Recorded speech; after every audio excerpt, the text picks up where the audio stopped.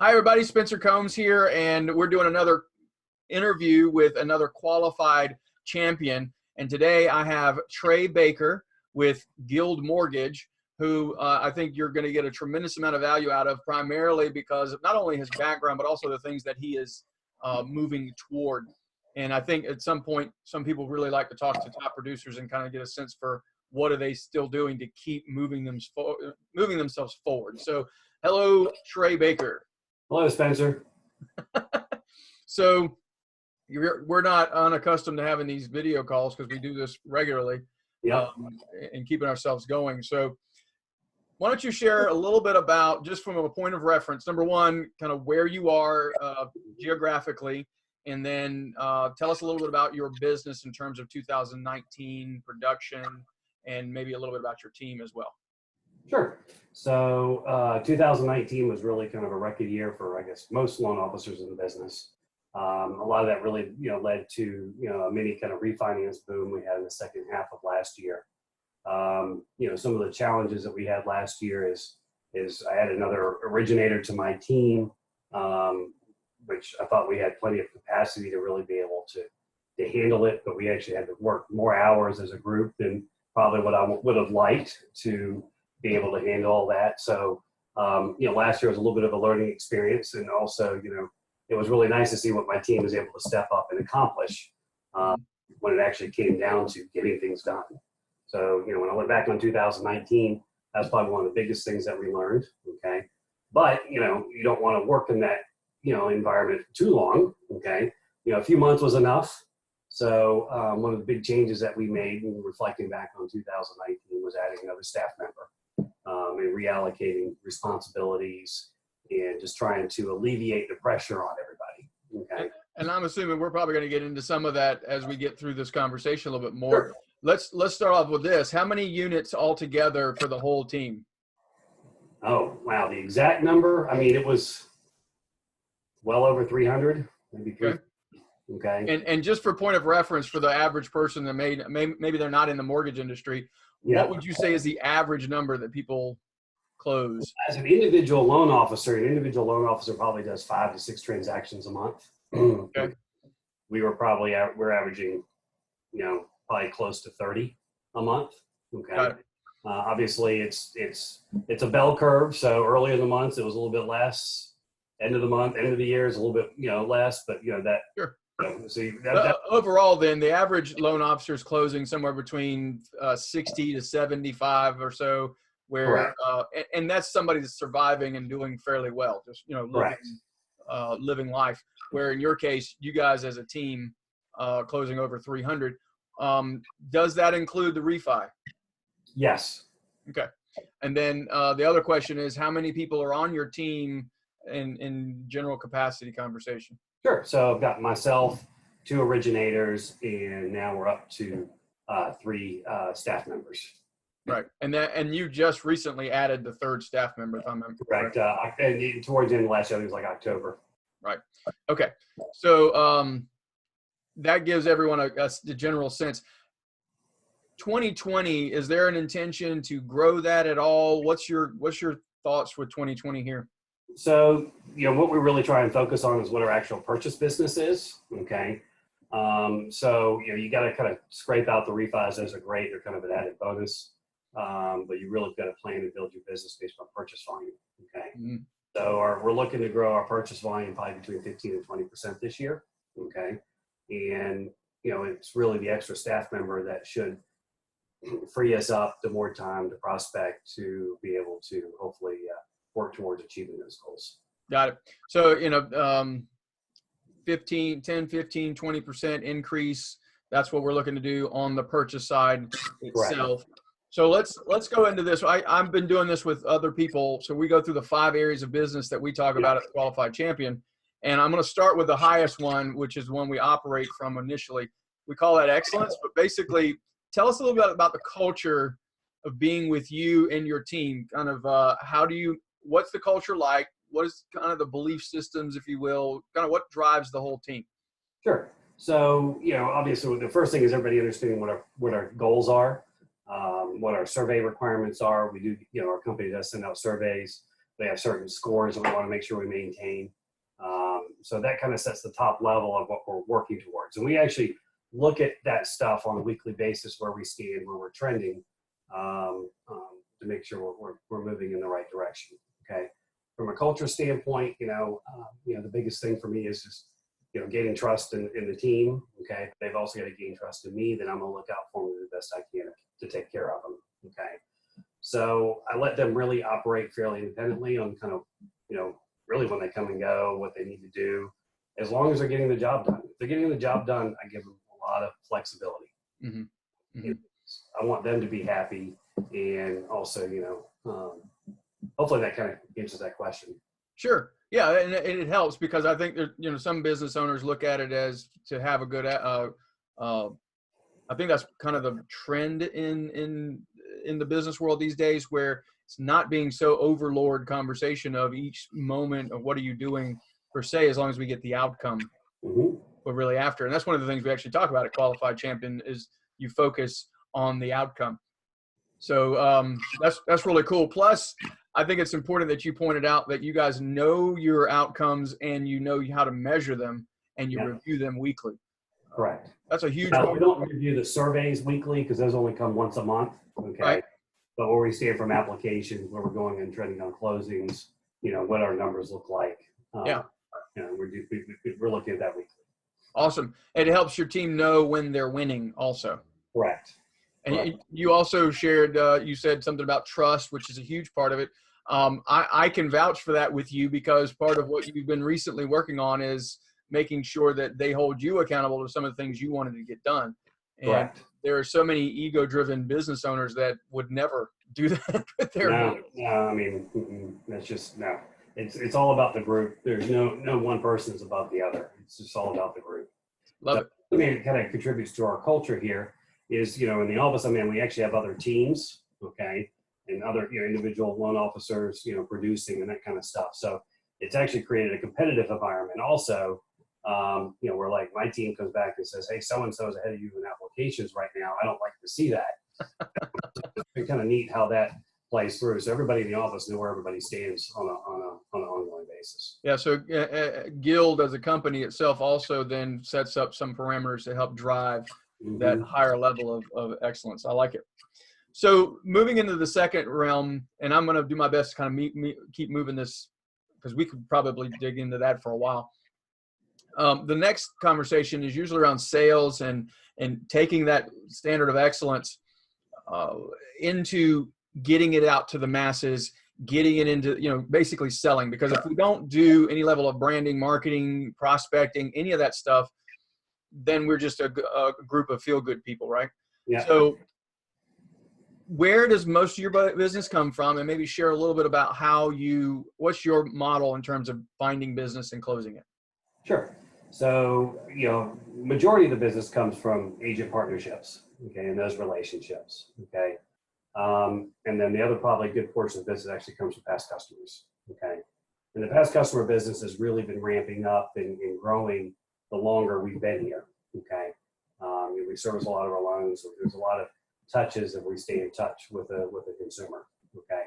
So from like a weekly standpoint, or even a daily sales standpoint, I have certain metrics that I hold myself to, certain activities that I've got to be doing on an ongoing basis, okay.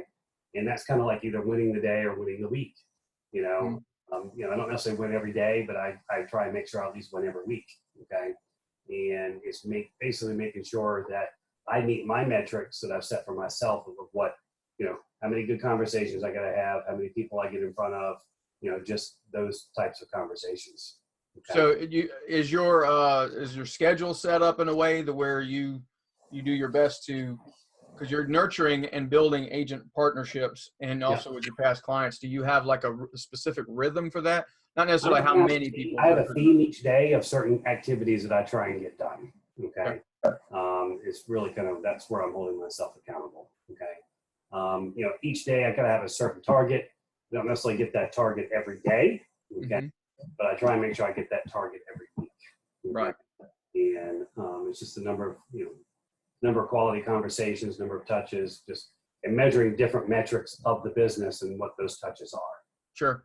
So I think a lot of people would say, well, I've had plenty of conversations with potential partnerships and people that could refer business to me, Trey, but no, people aren't sending me business. How do I, what do I do to get people to send me business? Mm-hmm. You've got to show value. Okay. Well, I mean, I guess there's a couple things. I mean, obviously you got to show value. Okay. Right. But also, it's also not just talking to people about business. Okay. It's getting to know people on a personal level. Okay. Mm. I mean, there's some relationships that I've got today that took me 6 or 7 years to build before those referrals started to happen. Okay. Right. That's just diving deep and getting to know the people. Okay. Yeah. Those are really the two most important things. Okay. So building value and connecting with the people that you're talking to. This is actually a really good place this is a shameless plug, but I'm gonna do it anyway. With the qualified champion, you remember we talked about positive quadrant, and then you have a productive quadrant. And what you want to do is get into that purpose quadrant, which means we're doing both of those things. We're being positive. We've got a positive mindset. I just envision that there's a lot of people that are really good at connecting with people on a personal level, but they don't know how to show value. Right. And then the other side of that is people that show a lot of value, but never connect. Okay. So you already mentioned how to connect. I think it's getting to know a little bit about their personal situation. Tell me about your kids and family and why you're in the business. Those are generic questions about how to connect. How would you consider then? How do you build value? Let's say I'm really good at connecting. How do you build value into that relationship as well? Well, a lot of it's just the conversations you have. You got to start by asking about their business and understanding their business and what their goals are. Okay, and looking for ways to help them in their business. Okay, I mean, every person's different. There's no one right solution for each individual. But if you're asking them questions about their businesses, what their challenges are, you identify things that you can offer value to help them with. Okay, and really, I've noticed everything's different. You just got to learn and ask the right questions to try and kind of dive down to understand what their challenges are. What are the hot buttons? Where are their issues? And so it sounds like you need to dig out from them what their challenges are, and then offer or provide solutions for those challenges. Correct. And I know that sounds really elementary, but sometimes we overthink things, and that's really all it is. Tell me about your business. What are you struggling with? Have you considered this? I mean, you can't go in saying, hey, I've got this great thing, that I can offer you, but the agent already has it. Right. It's not, you've got to understand what they need versus just offering something up. Yeah. I love it. Again, we could park on that conversation for a while too. Yeah. That's a big one though. Okay. So connecting and providing value. You do that with your agent partnerships and with a certain number that you like to track every day, or at least by the end of the week. And then I try and win every day, but I don't necessarily win every day. Right. So, but I try and make sure I win every week. Yeah. There's a nugget of information in that alone with what you just said. I think a lot of business owners really think that they have to dominate every single day. And as long as you're making progress, that's greater than the achievement.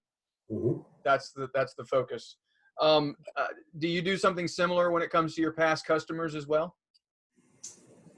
That's probably one area I've got to figure out a way to dive into a little bit better. Our company provides us a lot of tools. They keep a lot of that stuff kind of on autopilot. Okay. It's really neat to see how some of these tools happen and the feedback I get from customers just automatically. Okay? Right. So that's been one thing that's real nice. I probably do need to set something up that does a little bit more for the past customer stuff than what I currently have in place. But that's the next step. Okay. That was just a curiosity question. At least if anybody learned something out of this, you could be closing over 300 loans and still have stuff to work on. So Yep. That just makes you normal. That's all. So moving into the next piece, which I think is probably where a lot of people are going to want to know more.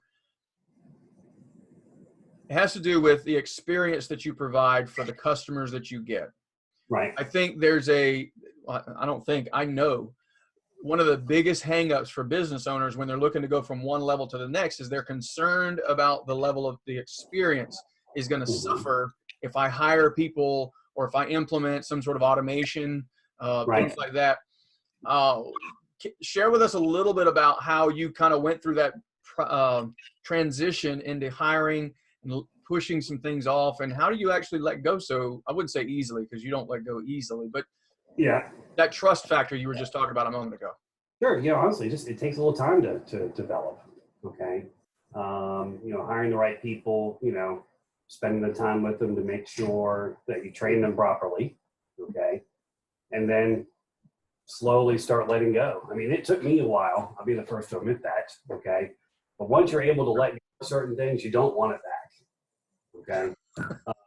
And that's the best way to put it. Okay. Mm-hmm. Able to let go and have the confidence of letting go, you'll realize you don't want it back. Right. Yeah. So I'm trying to, I don't want to necessarily give away all your little trade secrets per se, but I would love to think that maybe we can, the flow of business and how it rolls for you is it starts with, I guess, a referral, or a real estate agent says, hey, I've got a buyer looking to buy a house. Yeah. Who handles that conversation? And then where does it go from there? Well, honestly, it varies a little different facets. Okay. Sure. I actually handle the consult with the customer. Okay. Assuming they qualify, I handle the consult.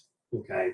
Which is really just diving into options, giving the customer things to think about based on what their plans are. It's just a matter of asking the customer the right questions, really understanding what the customer's hot buttons are. Okay. Sure. And making recommendations and giving them suggestions of different things to think about. Okay.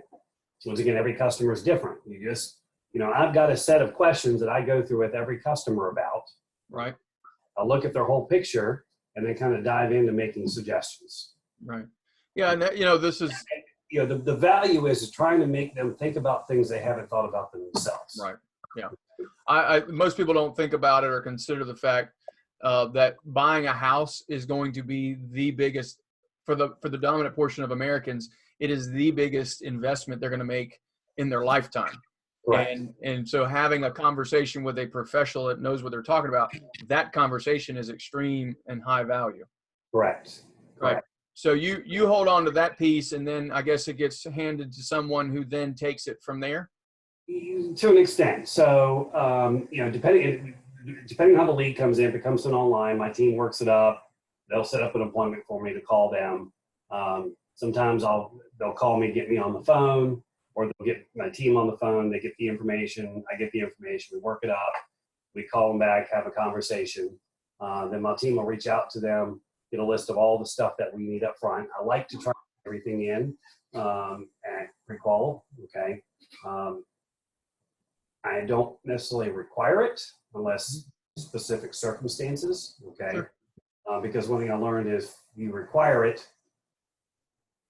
it's just difficult to get a consumer to do what I want them to do, that process. Okay. Right. Self-employed, and I've got questions on income, stuff like that's a little different. Okay. But try and get everything up front and make sure we're vetting any issues. Okay. Once they're under contract, then I go through and revisit the consult they originally had and say, hey, I remember this was important to you. Let's revisit this. Are you still thinking the same way? I'll put on a new conversation and go through and set up a structure for one. Got it. Well, so again, I don't want to unpack the whole thing. I guess I'm just looking to help people understand that there's a system involved. Correct. And so when you say you have picks, you have questions that you go through, and but here's what's really cool about this too, is that you also have some level of flexibility in the whole thing. It doesn't sound like it's a regimented piece, because if it was too regimented, you'd probably lose some people. Correct. Yeah. So there's a system. Different. Yeah, each one's different. So there's a system involved, and then there's some variable common sense piece to it that you guys implement and use. Correct. Got it. So love it. Love it. I mean, we could probably spend hours on that one, because I'm telling you, this piece alone is the one that a lot of people really good producers, people that do well with business, they struggle with this part of it because they're afraid of letting certain things go. Yeah. You know, it's hard. I'll be the first to admit it was hard for me to let things go. Okay. But the key is what you just said when you started off. You said hire the right people. So if you don't know how to do that, somebody would need to get trained on how to do that. Yeah. And you're going to make mistakes. You can't be afraid to make a mistake, because if you're afraid you're going to make a mistake, you won't move forward. You just got to realize you are going to make a mistake at some point in time. Mm-hmm. Realize when you make a mistake, you got to rectify it as soon as you kind of realize that. Right. So you got to be able to hire, and you got to train. Both of those pieces have to be there. So I think that's really the core piece of when you're looking to move into the next phase. You know, if you grow, the first hire, you've got to train. But hopefully the next hire, that person you brought on first will do the thing for you. Yeah, I tell business owners all the time, the first hire you have needs to be a really good scribe. Yeah. They need to be able to document whatever. So that's part of the hiring process. That first person needs to be able to document what's going on, so that now we can train the next person a lot easier. Correct. So the fourth one, we call it expertise. This is staying on top of our game. You know, if you were a doctor, you'd need to go to classes every so often to stay on top of what's going on. If you were an attorney, same thing, the new laws as they come along. In the mortgage field, it's not any different. Nope. Just a constant change in the industry itself. But I think when we talk about expertise, it's not just the mortgage industry, because you're also have the hat of the leader, and you're running this business. Tell us a little bit about how you stay on top of your game. Let's put it that way. So how do I stay on top of it? Well, one, I mean, things are changing constantly, so you got to make sure you understand and, guidelines, and staying on top of that. Okay. I don't read as many books as I would like to, probably in any given year, but I too try and make sure I read at least one book a quarter. Okay. That I can get something out of that I can apply to the business. Okay. And keep in mind, just, it doesn't necessarily have to be a mortgage piece. A lot of what we're doing is almost like financial planning consulting to a customer when you're looking at their whole picture. Okay. Right. So you really got to, kind of understand that whole piece of the world. Okay. So you can make suggestions and recommendations and that sort of stuff. So it's always kind of staying on top of that stuff. And then also you have personal growth stuff. You've got to read stuff that's going to give you a different perspective, just on really anything. Okay. The life, whether it's work or personal, just trying to stay on top of that stuff. Sure. So you, I heard you say you stay on top of your professional stuff. I guess there's journals or things that. And one thing that Gil's really good about too is sharing ideas. Okay. Right. A lot of stuff I get is just from my counterparts in the business. Okay. Yep. So, which is one thing that this company is really great for. We've got our sales rally coming up within the next month. I mean, that's going to be just a whole immersion of new thoughts, new tactics, new technology, just anything that we can be applying to our business. Yeah, I love that. Of course, that's the world I live in, that's so, there's so many business owners that want to, I got to get this right before I could go to the next thing. And yet here I am talking to you, and you're talking about, I've done this level of production, but I'm still going to go and rub shoulders with people that are doing more business. I'm reading, I'm studying, I'm learning ways to keep growing the business. Yeah. I mean, I don't like to say this, but, I do a good bit of business, but yet I'm like number 80, 70, 80 in my company. Okay. Yeah. So there are some extremely high producers here that we really get to learn a lot of stuff from. And that doesn't scare you, because there's a lot of people that would go to little small companies just so they can feel like they're a bigger fish in the pond. Yeah, correct. And to you, you've reframed that as an opportunity to grow yourself even further. Correct. Yeah, that's a distinction that people need to see and understand when they're looking to grow. Just because you go to a smaller company doesn't necessarily mean that you're any bigger of a fish. That is correct. Talking about big fish. He's getting a new tank this weekend, and look how big he is in that little tiny tank. Yeah, he does need a new tank. He's going to get a new tank tomorrow, as a matter of fact.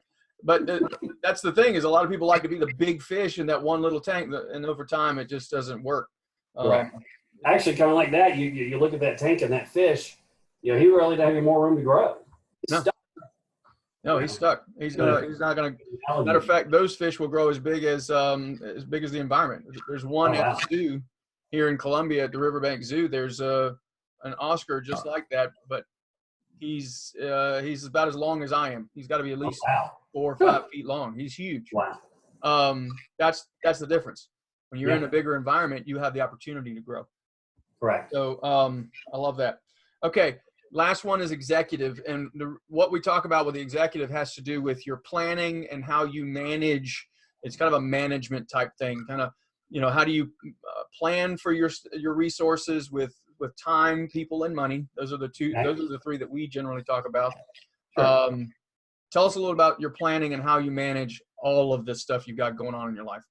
So from a business standpoint, I really just focus on our target metrics. Okay. Because if the target metrics are set based upon taking care of all the financial piece. Okay. So as long as you're hitting those metrics, I don't necessarily focus on that other piece as much, because I know hitting those, focusing on those metrics, everything else is going to take care of itself. Okay. And as I mentioned before, we're looking at those metrics, weekly. Mm-hmm. And those metrics are provided to you by Guild? No, the metrics that we're trying to establish, obviously production and unit, production. Those are the metrics that I'm. And you have that on a spreadsheet somewhere. You just keep up with Correct. I mean, it's very easy. It's all system generated and all that kind of good stuff. Mm-hmm. So, we're just paying attention to that on a weekly basis. And as long as all that stuff is hit, everything else is going to take care of itself. Right. Tell me a little bit about how you went from 2019 to 2020 and how you set new goals. How did that come about? Sure. Well, honestly, that was a conversation with multiple different people. Okay. There was one agent I spoke with that really told me I needed to push my goal a little bit more, that I was being too conservative. That was probably the last conversation I had that caused me to bump it up to the growth that we're trying to target in this year. So, right. But it's talking to the team, it's getting everybody to buy in. I don't just set an arbitrary goal without input and feedback from everybody as a whole. Sure. Well, and one thing I know, though, for you, which is particularly unique, people that hire me, a lot of times they're looking to work the same amount of hours and make twice as much money. Yeah. And then there's a few people like you who really just want to make the same kind of money and work less. Right. And that was a great deal of your focus. And by working less, by the way, let's just be, for everybody that's listening or going to read this, it's not like you work right now 35, 40 hours and you're off. I'm 50-ish plus hours a week is what I probably was averaging last year. So you're looking to bring that back, scale that back some, so that you have a little bit more time for other things in your life, your family, and other things that you want to be doing. So you're coming at this from a different perspective than the average person. So when someone says you're limiting yourself, you should really increase your business. Well, that wasn't your goal from the start. Yeah. Your goal was to have a better life in the process. Correct. So hence the reason we're talking 15% numbers and not some monstrosity of an exponential growth for you. Correct. So you visit your numbers regularly every week. Mm-hmm. People, do you have like a consistent rhythm to meet with individuals on your team? Yes. Performance and so scheduled every week for different activities. Yes. Absolutely. And not the day-to-day stuff. You actually are not the day-to-day stuff. We're talking you sit down with them individually and go over what they've got going on and what they're going to do the next week kind of thing, or? Yes. It's on my calendar. It's scheduled every week. Got it. Yep. That's a huge part of planning and maintaining and growing, which circles back around to the initial conversation of excellence. That kind of creates that culture. Mm-hmm. Right. But the thing is that the way we just went through it all, that's how you operate. You operate from excellence, get the sales, give the experience, make yourself better through the experience, and you you follow you get the results that you planned for. Right. You plan the opposite direction. So here's our target number we want to do at the bottom, so that we can, who do we need to be? That's the expertise. Like, what do we need to learn to grow ourselves so that we can provide a better service? That way we'll get more, what kind of sales we need to have to make that happen. And then at the end of the day, we're working towards, this is the culture we've got to create. So, correct. Love it. Love it. You know, basically, I look at that, make my referral partners look good. Everything else really takes care of itself. That's true. That's very key. Okay. Well, it has been a pleasure speaking with you, Trey. Tell everyone if they wanted to get in touch with you, they wanted to talk to you, just get to pick your brain at all, or just connect with you. Sure. What's the best way to get in touch with you? Sure. So my office number is 803-391-3558. And you can also call my cell at 803-312-4797. And I'll get back to you. Is there an email address or a website or anything they can go to as well? Sure. My email address is tbaker@guildmortgage.net. Okay. I don't know my website address off the top of my head, but if you just Google Baker at Guild Mortgage, it'll pull it right out. That's probably very true. A little bio on it and all kinds of other stuff. Right. Well, you never know. There might be another loan officer somewhere out there, some young guy trying to get things going, some young lady, and want to just touch base and learn a little bit more from you. So I appreciate you sharing all of that information, and I appreciate you sharing your contact information in case anyone chooses to get in touch with you. So, all right, that's all I've got. Thanks again for everybody that's watched our short little video here on another qualified champion, Trey Baker. Well, thank you, Spencer. Yes, sir.